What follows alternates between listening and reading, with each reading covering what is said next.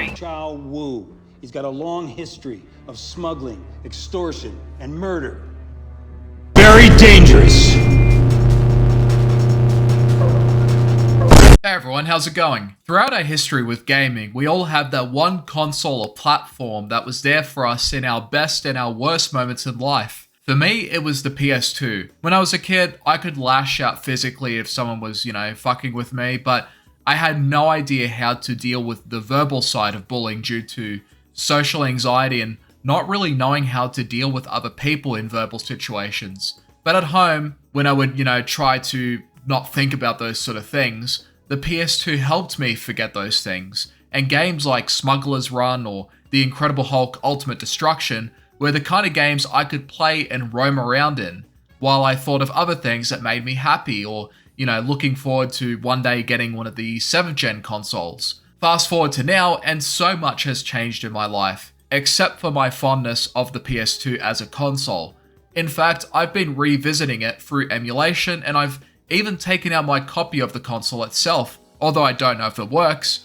Hopefully it does. To put it simply, the console was just well ahead of its time. Its sleek and beautiful design, the startup having like this gateway to the unknown feel to it, rather than what we have for startup screens these days. It had one of the largest libraries that you could have for a console, and it's still one of the highest selling consoles of all time. But recently, I decided out of curiosity to try out Need for Speed Undercover for the PS2, and this was after trying out the vanilla version on PC, as well as the reformed mod. As I said in the video, I do not like Undercover at all. It's one of the worst Need for Speed games in the series. It's one of the worst racing games I've ever played in my life. It has bad handling, bad physics, bad story, bad visual effects, bad police pursuits, and an even worse version of the speed breaker mechanic from Most Wanted and Carbon. And while it had a decent map, a good selection of cars, some decent customization, and a great soundtrack, they weren't enough to help me get over the worst aspects of the game. Aspects like handling and physics being so important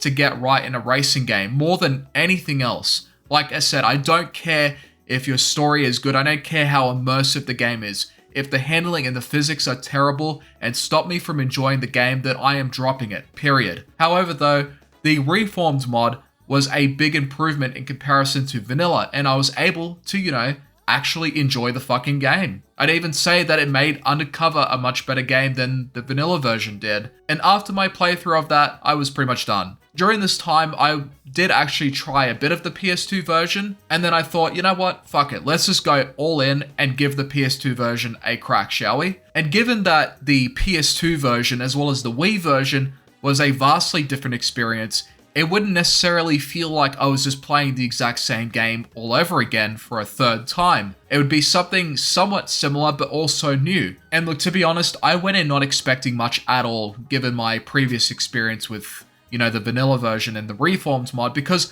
Undercover in itself was already a bad game that's carried by mods these days. However though, the more I played the version on PS2, the more I was realizing just how much fun I was actually having. And at first I thought, it's just early days, maybe it'll just get, annoying and bullshit later. And at some point it would just throw some ridiculous stuff at me to make me stop having fun and drop the game just like in vanilla. And yeah, some ridiculous things did happen, and yet I was still having fun. I couldn't believe it. I was actually enjoying this way more than the 7th gen version of the game, and this was on the PS2, a console that eventually had to make compromises to make the ports playable. I had a blast with it, honestly, and I do want to make something clear here. This game is pretty half-baked, and has a lot of broken elements in it, like the police pursuit system, for instance. It's a joke in comparison to the vanilla version, because in this version, I never got busted, not once. And you can actually try and go out of your way to get busted, or even go through spike strips, and still escape the cops in this game. Like, that's how easy it is in this one. Whereas in Most Wanted, if you, hit for a spike strip, it was pretty much GG's and that was it. And you would have to restart and do it all over again. In this one, it's like, all 4 of your tires can be spiked out and, you can still go at a relatively fast speed and even escape. Like I said, this game is half-baked and has quite a bit of jank to it. But somehow I still ended up enjoying it way more than I thought I would. And I even came to like it. I'd even say it's a pretty decent Need for Speed game even despite the issues. And look, both versions of Undercover have, some of their strengths and their flaws, but for vastly different reasons. And it will show just from how this one plays and especially with how it looks. For starters, the map isn't even remotely the same. In fact, what the studio that made this version did was reuse assets from Most Wanted and Carbon and rearrange and retexture everything to make it somewhat like Tri-City, which is the setting in Undercover. This means that you'll be seeing portions of Rockport and Palmont being reskinned and changed. And if you've played those games before, you will more than likely spot the similarities immediately. On the one hand, it's impressive that they were able to change everything to such a degree and fit as much as they could on the map, and that despite the compromises made on the technical level, that they were still able to jam-pack a good list of cars, customization features, and content, all the while making it feel like Tri-City from Undercover, at least in terms of some of the aesthetics. But on the other hand, the fact that it does use a lot of reused assets to the point of basically just having a map that consists of Rockport and parts of Palmont, it makes it less original than its predecessor, because as bad as the 7th gen version of Undercover is, at least it had its own original map, including all of the cranes surrounding the city. And look, here's the thing, reused assets aren't inherently a bad thing. Developers do it all the time and more often than you think, and it's generally for the sake of cutting development time. Like, it would take forever if studios had to create and, remake from scratch every single asset and mechanic. Again, there's a reason why there are such short lengths, because they have systems in place and assets ready to use where they can rapidly go through some of the more repetitive parts of development. And this game is an example of that, although to a more extreme degree, given how the map is pretty much just a combination of Rockport and Palmont, but with a lot of new, textures that make it seem more like a glorified mod, But it's still a shame that they didn't at least try to downscale the existing map of Tri-City, even if it meant taking them into chunks and adding portions of Tri-City, even if it meant they still had to use portions of Rockport and Palmont. Instead, it just mostly feels like Rockport and Palmont together, Like, they even could have removed all of the cranes and leaving only, say, one or two, if that meant, having enough space for a more detailed and original map for the PS2 and Wii ports. But the technical compromises of this version of the game is also part of a bigger problem that the PS2 faced in the late 2000s, as the 7th gen consoles were going into full swing with their development. When you look at Most Wanted or Carbon or even Pro Street, they had worse fidelity as well as other limitations, but you were still experiencing the same game more or less. But with Undercover, this is not the case at all. The handling, the physics, the visual representation, even the map were all different in comparison. And if you want another obvious example, just look at Hot Pursuit 2010 on the Wii compared to the other versions. The fact is that the 7th gen consoles were already evolving in terms of photorealism and increased polygonal counts in their games, and when developers finally cracked the code for the PS3's architecture, stuff like The Last of Us was being cooked. But even before that, the PS2 just couldn't really keep up anymore, and it would be unreasonable to expect the console to do so when we're talking about a console that launched in 2000. And even with the Wii, you could say that, but the Wii was a 7th gen console, but some people also forget that the Wii wasn't directly competing with the other two consoles because they had a different strategy in mind. And historically speaking, Nintendo always favored gameplay over graphics, and the Wii was no different in this, design philosophy. Nevertheless, when I was playing through Undercover on the PS2, I also started to develop an even deeper appreciation for how some developers would still try to bring out as much as possible out of the console itself. For example, you had MotorStorm Arctic Edge, which was made for the PSP, but also for the PS2, and it looks pretty decent for a PS2 game. And it was there for people who couldn't afford a 7th gen console at the time. Burnout Revenge was another example that had a PS2 version, and those are just two out of the many other games made for the PS2 still, at a time when the 7th gen consoles were still pretty expensive. But that whole story is a whole nother can of worms, and, we'll leave that for someone else to dive in further.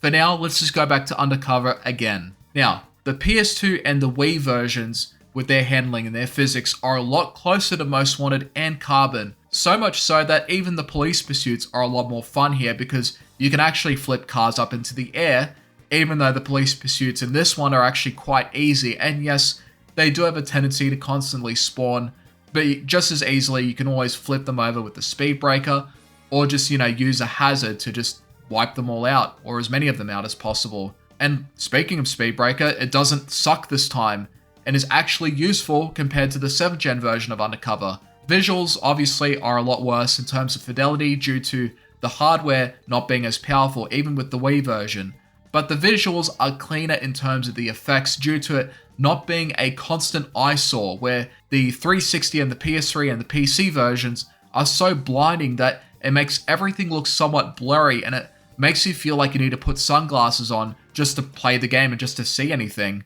It's not a pretty game, but it sure as shit plays a lot better in my opinion. And even though I still wouldn't rate it higher than Most Wanted, Carbon, or Pro Street on the PS2, I would much rather play these versions over the versions on the 360 and the PS3 and PC vanilla. Again, you have the same type of races, you have challenge series and police pursuit activities to keep yourself busy with, but you do also have a mode where you can actually drive a police car and take down suspects, and it's another way to earn some money if you need it for parts. Customization is pretty decent, and they still manage to include auto sculpting as well. For a PS2 racing game in general, it's pretty meaty, but it's also a half-baked package as well. A version of an already bad Need for Speed game that was undercooked and flawed across the board. By the end, I ended up, like I said, preferring this version over the vanilla version of Undercover on the, 7th gen platforms, more specifically the 360 and PS3, as well as the PC version, and it's largely because the handling and the physics are just a lot more enjoyable and fun for me. Those are really the two things that matter the most in racing games for me, which is why I still love Midnight Club 3, even though it lacks the memorable and charming rivals from Midnight Club 2. The cars here handle easier, it doesn't have that wacky grip that comes with using NOS when you're turning, you don't lose as much speed when using Speed Breaker, and cars aren't fucking tanks when you hit them like they are in the 7th gen versions of Undercover on the 360 and PS3 versions, and the PC ones too, where I would hit them and I would just bounce back from hitting them. But they don't do it when they hit me most of the time. It's just ridiculous. This physics system for me works a lot better because in Most Wanted it was the same sort of deal, where you couldn't really flip them over, but you could get them off you or even just pin them against a wall if you just wanted to slow them down if they're rubber banding. Now with all this in mind, does this make the PS2 and the Wii version better? For me, in terms of the handling and physics, I'd say yes, because it's a lot more like Most Wanted, which had great handling and physics, although it's not as good as Most Wanted, it's close enough, and it's a lot better than what we got in the vanilla version of Undercover in my opinion. But in terms of how the story is handled here, the range of content and the visual fidelity, of course not. Again, this version had a lot of compromises, especially on the PS2, and I hoped that at least with the Wii version they could have done a bit more to flesh that version out more due to the hardware being a little bit more up to date. Nevertheless, I had a great time with the PS2 version of Undercover, and the experience has made me seek out PS2 versions for other games as well.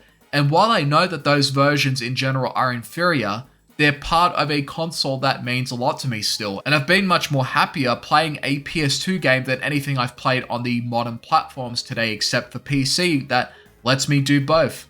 Go modern and retro at the same time. So if you did enjoy Undercover on the 360 or the PS3 or the PC version, I would encourage you to at least give these versions a try. It's surprisingly a lot more fun than I thought it would be. And look, if it doesn't click for you, mods on PC are always an option, and there are workarounds to make the experience a lot better than what the vanilla experience provides. But at the end of the day, Undercover was just a sore spot in the series, and even though it has grown a fan base of its own over the years, where people have unironically come to love Undercover and even say that it's their favorite, it will always be a what if game that deserved better. Thanks for watching.